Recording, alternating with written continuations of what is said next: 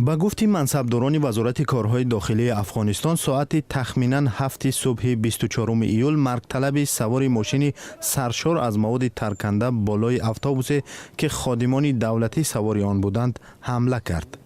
در گزارش ابتدایی وزارت بهداشت تاکید شده بود که در نتیجه حمله 24 کس کشته و از 10 تا 40 نفر دیگر جراحت برداشته است. با گفتی مقامداران افغان بمبگذار هم هلاک شده است. شاهدان به خبرنگاری ریترز گفتند که بمبگذار ماشینش را مستقیما به طرف اتوبوس روانه کرد. یک دفعه صدا بلند شد و بسیار صدای دلخراش و تمام دکانم شیشه‌هایش ریخت و ویترین چپه شد گپا. صاحب بسیار وضعیت خراب بود، چهار طرف نفر افتادگی بود دیگه، بوجه زیاد چیز بود دیگه. ما با امبولانس بالا شدم آمدم اینجا دیگه، نمیفهم چه رقم شد. نجیب دانش سخنگوی وزارت امور داخلی گفت که اتوبوس پررو سوخته است و قربانی ها تشخیص می شوند.